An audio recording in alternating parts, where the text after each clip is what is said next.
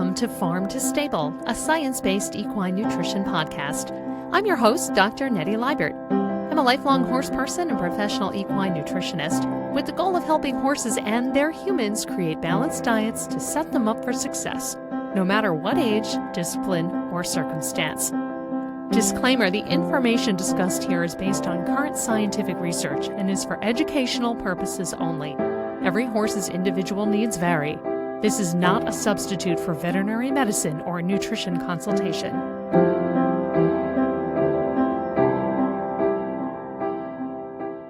Welcome back to Farm to Stable, an equine nutrition podcast. I'm your host, Dr. Nettie Liebert. I'm so glad that you've joined me today. And today's topic, we're going to talk about why it's important to weigh your horse. And not only just to do it once, but to do so regularly. So, you might not think of this too often, and of course, for those of you that see your horses very often, every day, or several times a week, you may not notice any changes in their body weight. And I'll talk about why that is important as we go through today. And in case you are not aware, we have an epidemic of overweight horses in North America and really internationally. It's not just exclusive to the United States or Canada. In fact, a recent paper published by Dr. Shannon Pratt-Phillips and colleagues, they went to the pony finals to see if they could body condition horses and who won, or ponies rather, and who won and who didn't. They found that a number of the ponies who won and placed highly were actually overweight to the point where it was actually a health concern. So a lot of education is necessary about what is a good healthy weight for your horse or pony or mini or donkey or whatever type of equid you may have. You may have several of those. But again, there are several different ways you can weigh your horse. You may think, well, I don't have a scale big enough to do that. Well, most of us don't, and that's okay. There are a number of ways that you can do it. And of course, I've got suggestions for you. So let's get started. So when someone asks me about their horse's diet or, what can they do better, one of the first things I will ask is, how much does your horse weigh? And the answer is important for several reasons. One is, again, I'm going to base how much that horse eats per day on their current body weight. That's where we start. Then we'll evaluate if the horse is at an appropriate weight. Is the horse underweight? Is the horse overweight or right where they should be? And we can use the Henneke body condition scoring system for that. So if you're not familiar with the body condition scoring system, it is basically a scale of 1 to 9, with 1 being emaciated, that's actually a veterinary emergency, to 9 being morbidly obese, which could also be considered an emergency. Ideal range is usually between 4 and 6, and anything 7 and higher is considered obese. Now, if a horse is obese, they are at higher risk for laminitis, for equine metabolic syndrome, and some things that we generally want to try to avoid as horse owners. If they are underweight, again, they may not be able to perform to their ability. They may have intolerances to heat and cold. Their immune system may be a bit compromised. So there are factors beyond just weight that we need to consider here. So how are you going to weigh your horse? Where do you start? Well, most of you are probably familiar with the good old-fashioned weight tape.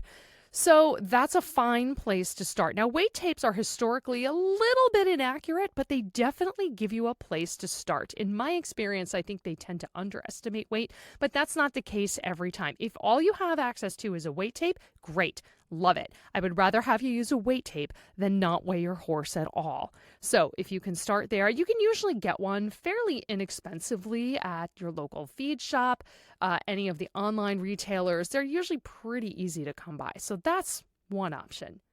There is another option involving a calculation where you measure your horse's heart girth and their body length from the point of shoulder to the point of rump. So it's a little shorter than a blanket measurement. And you plug that into an equation, and I can put that in the show notes. And that will also give you an estimate of your horse's body weight. And again, I like this one a little better than the weight tape. Yes, there's math involved, but it's okay. We can get through it together. The third option, which is most recently my absolute favorite option, is an app. Yes, of course, there's an app for that. You had to know that was coming. It's called the Healthy Horse app, and it was developed by some outstanding smart people at the University of Minnesota, led by Dr. Krishona Martinson and others. When you open it up, it asks you to choose your breed of horse. Now, every single breed is not there. So I have an appendix, so I choose stock horse. But if you have a thoroughbred or a warm blood, you can choose those options. And then it takes you to another screen and it asks you for 4 measurements. So for this, you're going to need a long tailor's tape. I have one that's about 120 inches long, and it's perfect. It's going to ask you for body length. So again, this is point of shoulder to point of rump, and there is a diagram to guide you through. It's going to ask you for heart girth. So again, circumference. Again, this is typically measured right behind the shoulders. It's going to ask you for neck circumference in the midpoint of the neck. So you measure to the pole, to the withers, take the midpoint, and then measure around the neck. And it's also going to ask you for your horse's height. And all of these measurements are taken in inches. And you plug those in, you hit calculate, it does the math for you, and it spits out an estimated body weight. Now, in my experience with my own horse, it's pretty accurate when he was weighed on a scale versus what the app spit out. It was close, within about anywhere from 20 to 40 pounds, which for a horse is really pretty good. And that 20 to 40 pounds can be a pile of manure or two. That makes a difference. So that app, I recommend to many customers and clients to use it. It is well worth the few dollars of investment on your phone. And then you have it right there. Now, the app doesn't store records of your horse's weight, so I do have a separate Excel spreadsheet, because I'm that kind of nerd, that I keep track of my horse's weight on. Now, why do I do this? Now, when you take an objective measurement of something, that's fact, right? It's not opinion. This is what it is. Your horse's heart girth is this many inches. It's not a guess. It's an empirical measurement. So a lot of times when you take these measurements consistently, it will show you change before your eye picks it up. And it'll show you change up or down. Now, again, some variation is going to be totally normal. You may not get exactly the same measurement every time you go to weigh your horse. Again, totally normal. If you step on a scale every day, your body weight isn't going to be exactly the same every day. You may go up and down a few pounds. Could depend on anything: what you ate, the weather, how much water you've consumed. Are you hydrated enough? It can affect the horse the same way, as well as hay and gut fill. How much forage is still churning through the diet? So I digress. But again, a few pounds variation is not going to be that worrisome. Now, if you start seeing a trend of body weight up or down, it is suggestive that you might need to address the diet. So obviously your goal is steady.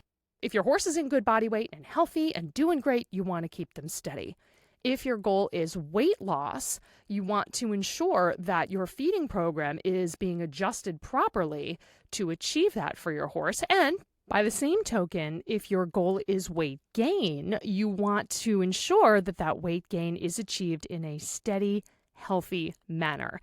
Anytime you are trying to adjust your horse's weight up or down, it should be a slow process, very slow process. You don't want it to be very rapid, because that's not healthy for the animal. Much in the same way, it's not that healthy for humans, but I'm not a human dietitian, so I'm not going to get into that today. Once you have an idea of what your horse's weight is, and perhaps what the body condition score is, and again, if you're not familiar with that, don't worry, you just have to practice, get used to it. I will post some links in the show notes about body condition scoring and where you can learn more about it. Then you can kind of get an idea of, is my horse okay? Is my horse in a good weight or not? And if you're not sure, go ahead and ask your veterinarian. They can also help you with that. So now that you have your horse's weight, you can help make a better assessment of how much they should be eating every day. So a typical horse, general, consumes about 2 to 2.5% of their body weight per day total in feed. So if you have a horse that weighs 1,000 pounds, that equates to 20 to 25 pounds per day. Ideally, most of that is forage. But if you're feeding, say, 5 pounds of a concentrate to a performance horse, then that means that's about 20 pounds of forage that they need to be consuming in a day. Now, there are studies that show horses are capable of eating more than that, but that typically leads to weight gain in normal situations, that isn't necessarily the goal. And ponies, for those of you pony lovers out there, yeah, they can go to town. And studies have shown that some of them, if left to their own devices to graze 24/7, they can consume 4 to 5% of their body weight, which is absolutely not what we want.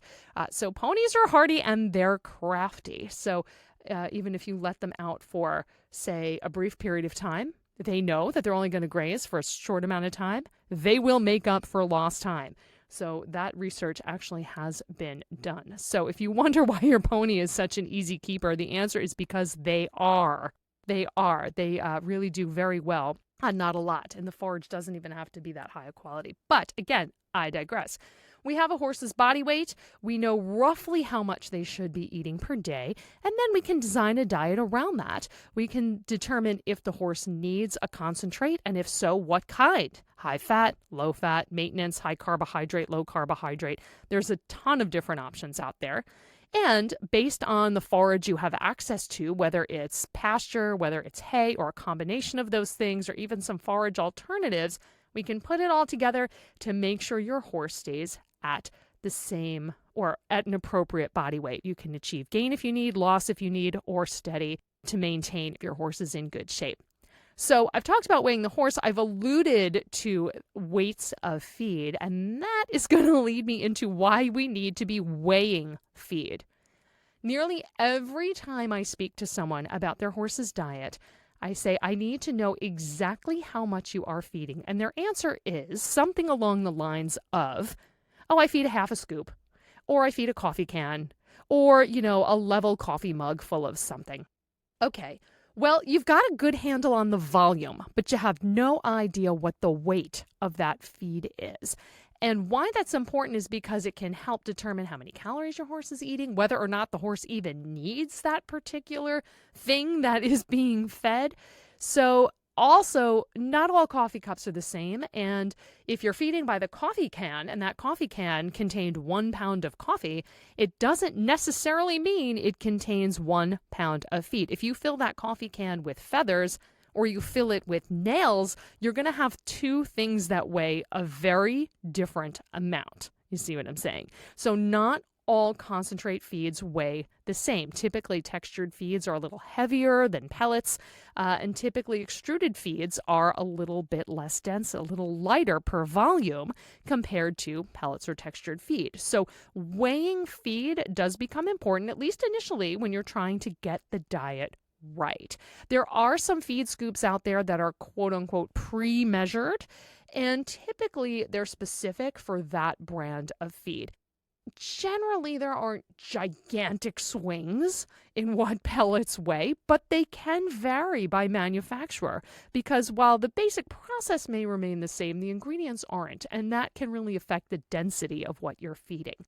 The other reason why I stress weighing feed is when you feed a product, a concentrate, there are feed directions on the bag. Those feed directions are very purposeful. They are written for a reason. So if you want to get the guaranteed analysis, all the nutrients that product lists on their guaranteed analysis, the manufacturer wants you to feed it a certain way. So it may say something like, feed a half a pound of this product for every 100 pounds your horse weighs. Okay, so we know why we have to weigh feed, and we know why we have to weigh our horse.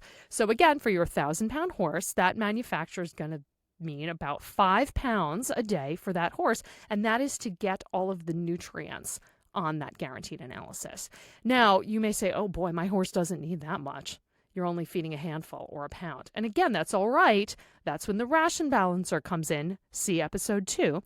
But if you may be feeding more than that, also okay. But again, perhaps you need something with a little more calories to it.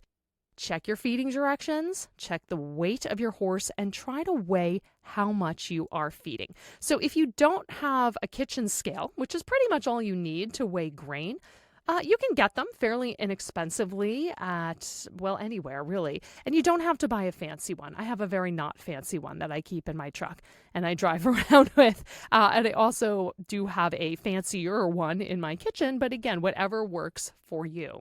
When it comes to weighing hay, that can be a little bit different. Sometimes people like to use the fish scales that you just sort of tie the hay with a piece of baling string and then hold it up with the hook, and you can weigh it that way.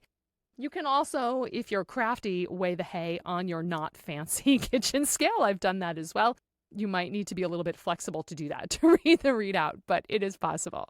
In summary, I just wanted to spend a little bit of time today talking about why it's so important to weigh your horse, and not only to keep track of it, but also to weigh your feed so you can get an idea of whether or not what you're feeding is appropriate.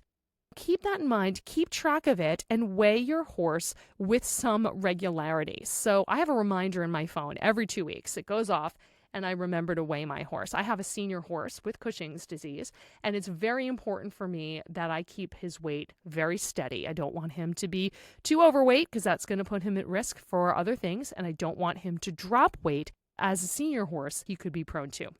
So you could do it the first of the month, every time you pay board, every time the farrier comes, something like that, with some regularity so that you can detect any trends or changes in weight before they become too extreme.